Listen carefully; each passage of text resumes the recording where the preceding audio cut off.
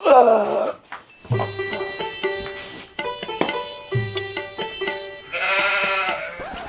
बतावा तुम्हारे स्कूल नहीं चले लगा, हमेशा बंदे रहला रिसिया जन साली। ये बतावा बाटू यहाँ चाठा मने पूछे ले या के बहनियौरिया बैठल बा, हाँ कहीं जीजवा से चक्कर तो नहीं है? हाँ तुलसिया तो जान थी हमें लगा तो जीजा तू हमें भगावल चाहत हवा। अरे हम तुके कहाँ भगावल चाहब? हाँ देखा दे रे का? हाँ ये बताओ, अब एक घरे भेज दे के तनी अपन पढ़ाई लिखाई करे, तनी दुनियादारी देखे। अब यहाँ कब तक रहे? जब हमार बहन हमारे घरे आवेले तब तुहर कलेजा फटते रहेला। अरे तू ते तो हमेशा ही है उल्टे सीधे बोलबू। अरे एक खातिन कथी केहू की जवान बिटिया अपने घरे ना रखे चाहे, ठीक है 2-4 दिन हो गए ना, अब केहू ऊंच नीच हो जाए ना तो तू बाद में पछतावे के रह जाई, हमहू पछतावे के रह जाई। अच्छा जब तुहार बहनी आवेली तो बात तो सही है। तोरी हमारे बहन के बियाह हो गई, बाल बच्चे हो गए, उन्हें की चिंता नहीं है। अब जो मन तो करे अपने बाटेन ससुर बाटिन, इनकर बियाह नहीं भेल बा। 4 ठमने कन्फुसकी करेला, ढेलवा के सलिया आइल बा, 4 ठे उल्टा सीधा मने जाले हैं। हमारे नजर कब बैठ गए का होई कहो? अच्छा तू ई कहा कि भार बहनिया तो के भारी लागतिया, 2 गबर खातिया, 2 रोटी खातिया, तोरा देखल नहीं जाता। तोरी के खाने में 2 रोटी खाइबा करिए ना। हम नहीं चाहब कि हमारे साली हमारे घरे रहे, लेकिन नहीं जब आना ठीक नहीं बा, ठीक बा ना?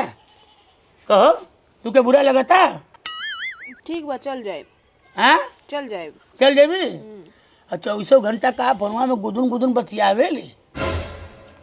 अरे जाए दे बहनी, यहाँ के तो ये कामे है। अरे सहेली गुल के फोन है तो बतियाई ना। अरे इतना सहेली बाटिन 1:30 बजे राती के मेरे बाबू ने थाना था ये सहेली पूछे ले काहे नहीं पूछी? जिगरी सहेली है हमारे बहन के। अरे हाँ जा कुआं में भांग पड़ल हम का तू लोग समझाई।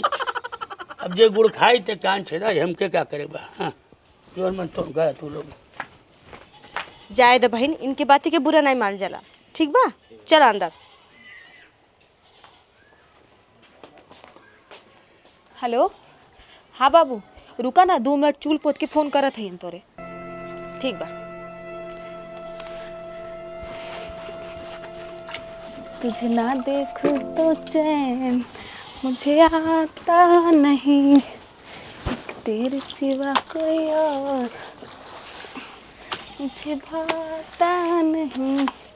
अच्छा लाभ आप गोबरी से बतिया ली, नहीं तो ऋषि आ जाइए ना। लेना ही चला था। कहते कि 2 मिनट में फोन करता नहीं, अबे फोन में नहीं कैला से। उठाइए ना। हाँ हेलो हेलो हाँ हाँ गोबरी बोला। कहाँ बाड़ू? हाँ हम तो घरे बड़ी। घरे बाड़ू? हाँ आवत ठेया पर मिले। कहाँ? अरे उजकिया ठेया पर। हम ना आइब, हमरे जीजा के शक हो गइल बाटे। जीजा के शक हो गइल बा? हाँ हम आइब ना। कहाँ बाड़ो जीजा? अब इनके उल्टा सीधा सुना उना के गइले हैं, पता नहीं कहाँ। तू आर हमार कसम बाटे, ठीक बा? तू जल्दी आवत ठेया पर, नहीं तो मुँह से मारवा दवाई खा के मर जाए। ए गोबरी तू चुप रहा, ई कसम वसम ना दियोल करा, ठीक बा? आवत है, छोड़ा जीजा उजा के, उ कौन खेते के मुरई हो, ठीक बा? आवत है वहीं। ठीक बा आओ हाली। हाँ ठीक चलत है। गोबरिया के चक्कर में कहीं पकड़ा उकड़ा ना जाई। हे भगवान आज बचा लिया, कहीं हमार जीजवा ना देख ले।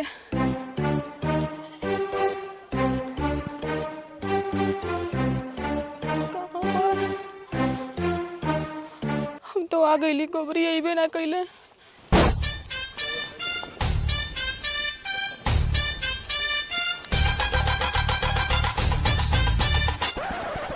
आज रहमानी बाबा से मिल के आयल बनी, सब दवाई आज प्रयोग कर दे।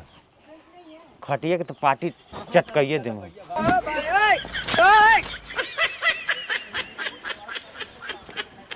हे गोबरी इतना टाइम तक कहाँ रह गई लाला? तोहर जीजा के चक्कर में तो हम बहुत ज्यादा परेशान हो गए बनी। अरे बाप रे, सबसे बड़ा आफत तो उहे बा।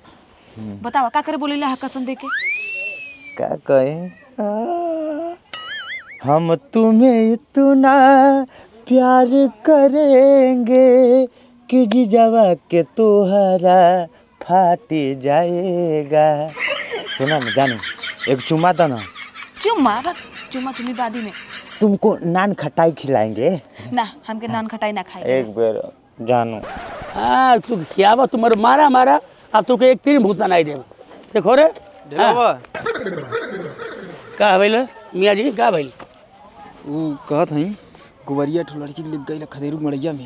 गोबरिया ठो लड़की ले गई है खदेरू मरीन तो हम क्या करी? वे मर्द तेरे पास इतना फुर्सत बा हम अपन गाय गोरू खियाई कि हम के लड़की गई है के गोबरिया ले गई हम क्या जानी मर्द बा। हाँ कुछ ले जा ऊंच नीच कर देता। ऊंच नीच के लिए उसे हमसे काम मतलब जगह घर की लड़की थे सोचे। अरे वो लड़की सुनाते क्या है बताओ? वो लड़की तोहार सड़वनिया रही है। हमार सड़वनिया रहल और गोबरिया ले गई बा। हाँ खदेरू मड़ैया में गई बा। काट डारब उनकी इनकी मार घबरो मत। हाँ देखा जाए के बाद जल्दी हमके घरे नहीं तो हमारे जीजा जान जाइए ना तो समझ लिया का करिए। अब इन तो घर में से भगावत रहला है। तो का करी तोरा के लेके भागी का तुरंत? तुरंते ना। हाँ कब लेके भागी? अरे तनी टाइम दा। अरे दादा हमर देखो तलु दिलवा धक धक धक धक धक धक करता है तेरा प्यार में। तो कि जब ले हम देखे नहीं ना तब ले हमार बुझाला ना बौसिर के टहका टब टब टब करला। का बोलेला? तुम्हारा प्यार में हम बोला था नहीं। हम गोबरी के आड़ी का गोबर निकाले सर किस आँख दो एकदम चुप रहता ब्याह के बाद ही सब। अरे दादा बिया हो जाए तो हम वो तेरे बिना ठंडी के हम उपासे रहे। दाना दाना अब तू गया बेटा, अब तू गया देख तेरी औकात में दिखाता हूँ तुझे क्योंकि मैं बहुत दिनों से तेरा बहुत दिनों से खेल बंद करने के चक्कर में था।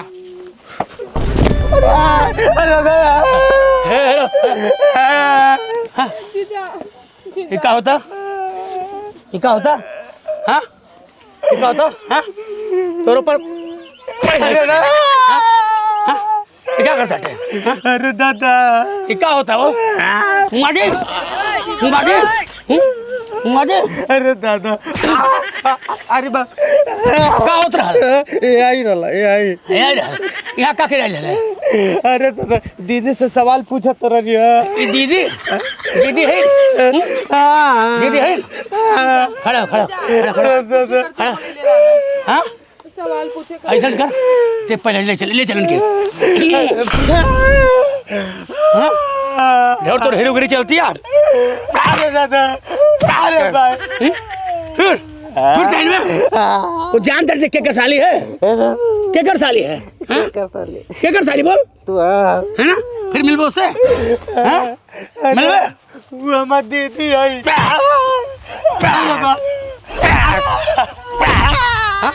फिर हाँ फिर मिलबो उससे। हाँ तेरी पुलिस के फोन के क्या होता जो? हाँ अरे दादा ओके गाना गा के सुनाओ ले ना सुनाओ गाना आज सुनाओ। हम तुम्हें इतना प्यार करेंगे कि लोग हमें याद करेंगे। याद बाबा बोला मरी गई आओ पुलिस तुरंत आओ सर। अबे तू क्या बताओ अरे कम से कम इज्जतिया तू ऊपर बताओ है और हमारी इज्जतिया तो ढाप दा है पहले देख चुपचाप जितना काम उतना करे नहीं तो माए दादा का इधर में जिंदगी भर का तुम्हारे बाहर निकल बंद हो जाएगी। कह दिया जबरदस्ती हमारे साथ दुष्कर्म कैला है इनके चक्की पिसाक बा नहीं तो बुझला तो हूँ मारा 1600 रुपये लगी। हाँ कौन चीज़ के साहब? हम कौनो केस के शुरुआत 1600 करेला साहब इतना ते रेट फिक्स कोनो धंधा वाली ना होला। हमका हमारा रेट ना समझावा जोन रेट काम बा ऊ बतावा।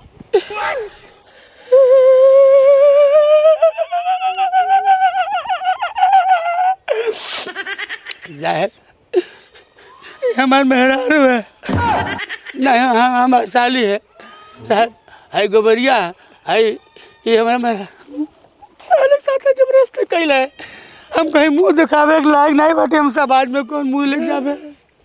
गंदी बात करते हो लड़की से। भाई साहब भेतनियो सेक्सुअल नहीं किया। मारे फूट जाए अब साहब कुछ इनसे। देख के लगतो ना बेटे छू पे हुए का छुएला का कैला ही। अरे साहब हम गई लाली खेती में साग खोटे। रो रो रो ये गोबरिया हमसे गालस भी आ करे करती। हम खाली हमर जीजा डटी हैं तो ये हमसे जबरदस्ती कह देले। जबरदस्ती? अरे दादा हम कुछ नहीं करिए। तब तो 2.5 लाख लगी है बेटा, जबरदस्ती के सीधे 2.5 लाख। हाँ साहब एक पास को लिखाओ जा, 18 साल के नीचे बा हमार साली। तब तो बेटा पक्का पास को जावा तुम। पास्ता पास्ता नहीं बे, पास्ता पास को एक एक्ट है केस।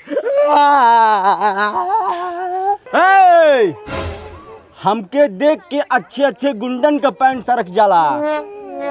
अपन पेंट उठाई चीनत हवे क्या हुआ? अच्छा तू ईटा भाटी पर ईटा छापे लगा? ना ना साहब आप बतियाई अब। आपा बटिया ये सुन नहीं तो देखो ढीलो करो साहब के मारी पहले एक 2-4 डंडा मारी साहब पहले। अरे दादा अरे दादा अरे बाप अरे दादा अकेले जाइए अकेले अकेले अकेले। हम तो है नौकरी आज अब कुछ पूछता नहीं साहब एक पूछता है जरूरत नहीं बा। दादा भैया कामे नहीं कर हम पैंट पकड़ो यार सब। ले जाए इनके ए साहब चक्की पिसाई जाए। हमार भैया कामे नहीं कर पैंटवा सरका दो।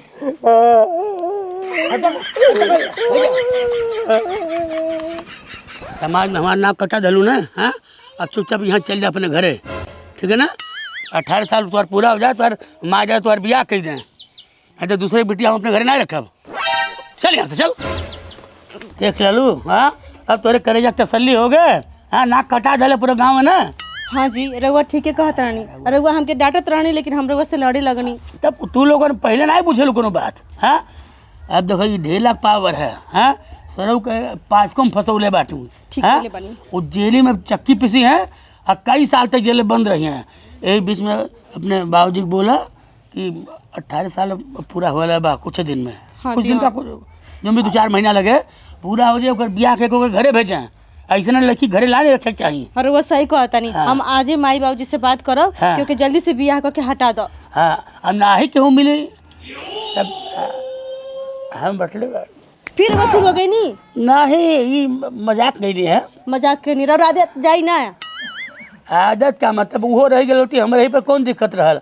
हाँ कम से कम ई दिन तो ना दिखे पड़त। हाँ पूरा गांव भर के मेहरारू रख ली, रउआ कोनो दिक्कत नहीं खे। अरे ठीक है मन के बात कहाँ पूरा होला। चला जा काम कर हम अबे आओ थे। हाँ ठीक बा जाई हम चली अंदर। कल खूब पूरा लेके आओ थे।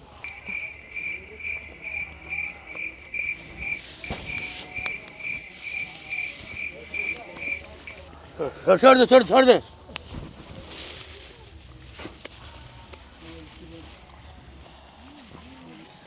का ढेला बाबा पीछे से हवा निकालता हट हमके फूके दा। देखला बरल अरे तब पहलवा मैं फूक रही ना। और का हाल चाल बड़े बढ़िया बाबा बा बड़ा ठंडी पड़ाता। हाँ ढेला बाबा एगो बात कही बुरा नहीं मनबा? बोल कैसन बुरा बुरा नहीं मानत बताई। बोलबे करबो। तोहर सलियो नाक कटा धलस। हाँ नकियत कटाई दलत हमार। अब कैसे अपने बिरादरी में बियाह हुई? अब हमें का करे बियाह हो चाहे ना हो। तू चाहता तो हमरो बियाह हो जात, हमरो ठंडिया कट जात। बहुत बड़ा दुगला बाटे। भाग सारे भाग भाग माइल बाटे हमरे 40 बियाह करे। भाग यहाँ भाग कहीं के जब अब तो जो अपने घरे जो आराम के पूरा बाटे तपी है। ढेला बाबा का बाबू कुंवरिया बियाह के काई बा जरिया छूट गया का अपन क्यों जमानत करैले है? केहू अपन बिटिया बियाह काई बा केहू अपन बिटिया काट दिए और क्या बोर के मार डालो ऐसा लगे बियाह न करे। कहाँ बा घर ही घर में आई है। घर आई ला सर लोग हम फिर से अंदर भेजवा जेरी में चक्की पिसवाई जिंदगी भर निकल आई जब सर उनको पहला ढेलस पड़ल बा। छोड़ देवल गए हम उनके मुआ दे चाहत रहा। बढ़िया पहले बता दे रहा। हाँ चलिए उनके दीदी से बता दी पहले हम। हाँ चले। पता नहीं कहाँ गइल बनी वहाँ के, इतना रात हो गई अभी आई नहीं। बताव अकेले अकेले बैठे बैठे हम का करी। अरे आ गई नी का भल जी, काहे इतना हाफत दाफत आवता नहीं सुनली का भइल है का? अरे गोबरिया आइल बा छुट के और सुनली है कि मियाँ बतौले बिया के कैल बा बिया कके और घूम घूम दिखावता सबके नमस्ते करता कि हम ढेला में बंद करौला हम छूट के आ गए बाटी हम। अरे तो जन बियाहवा उसे कहले होई ना वो वैसने खानदाने के होई। चल तहिन कोनो होई। हाँ, तो? अपने घर के बिटिया तो गटे दबंग मार डाल जात। अरे हम तो पहले ही है वो तो फिर से उनके जेल में डाले हम। हाँ जी हाँ, ये तो सही अब उ जरावता सबके कि ढेला में बंद करौले हम सब हम भी आके क्या गए हैं। अच्छा मिले सर उनके हम गोली मार दे। हो ढेला डार्लिंग नमस्कार। का रे ते हमरे के यहाँ का करी रहा बिया कलियो नहीं गोलक रे गोलक। हट नमस्ते जीजा। जीजा सुन अरे आशीर्वाद दो। कैसे आशीर्वाद रे हैं? अरे भाई पटीदार अब रिश्तेदारी में बदल गई। अरे कैसन भाई पर्दार रे? हमसे कौन भाई पर्दार बलात्कारी आदमी से? हाँ भाग पहले। काय भागी तो से कौन हमारा नाता रिश्ता लगल बा? अरे मर्दे अब सड़ुआनी में सड़ुआनी हो गई बा। सड़वानी में सड़वानी ई का खोदा जी? कैसे सड़ुआनी कैसे दे कौन रिश्ता से? हाँ अरे साड़ू भाई हो गए बानी के दोनों जाने। साड़ू भाई तोर मुहे बा हमरे सालिस बियाह करे लायक बतौले रहलो दुनवा ना रात खैले जेल भेजवा दे रहल। ए जिलेबी डार्लिंग तन मुंह दिखाओ तो। अरे ई क्या करतन जी? अरे हरामखोर बदतमीज अपने बलात्कारिये से बियाह कैल हली। दुनिया में और कोनो लड़के ना मिलल है। ई जरूर कुछ खिया पिया के बियाह कैलो है। सही कहत रही। अबे हम पुलिस के बुलाती हां बुलाई वकील के बुलाती सर तू के फिर से जेल में भेजवाए घबरात काहे बाटा? अरे ढेला डार्लिंग तो के बुलावले के जरूरत नहीं बा, हम खुदे बुला देले बानी। दरोगा जी हो आई साहब आई आवा। ए दरोगा जी आई देखी ई हमरे साली के बरगला के कुछ खिया पिया के बियाह कैल हले बा। एकरे पहले कुछ दुष्कर्म कैल हल त जेल में बंद रहल। फिर से ले जाइए सारे के। ए ढेला बहुत हो गई तोहार खेला। ई लोग पूरा कहानी हमनी के पहले ही समझा चुकल। कैसन कहानी? अरे इनका जमानत ई मैडम खुद करौली चला। देखा ढेला बाबू, अगर वो नाबालिग रहत तब तो तू केस करता और फिर कार्रवाई होत। चूंकि ये बालिग हो चुकल बा कुछ ना कह सकला, उल्टे बज ही जाइबा। देखिए वकील साहब ई हमें लगा था कुछ भला फुसला कुछ किया हले बा। ए ढेला तू चुप रहा ठीक बा। अगर गोबरी के कुछ हो गइल ना सबसे पहले तू के रेप केस में फंसाए और दीदी तोके तो मर्डर में फंसाई। ए ढेला कह दिया नहीं न खेला। हाँ तुम हमारे गाल पे मारे, तुम आँख पे मारे, तुम यहाँ मारे, हम तुम्हारे दिल पे मारे। तोरे छतिया पर मुंह धर के तोरे साली के लेके जाता नहीं हम। हाँ जौन करे के बाद तनु खा लिए। हाँ चलो डार्लिंग बहुत जल्द आपको मौसा बनाएंगे और सबको मिठाई खिलाएंगे। दरोगा जी मिठाई खिलाएंगे बहुत जल्द, 9 महीने के बाद मिलते हैं। I love you. चलो।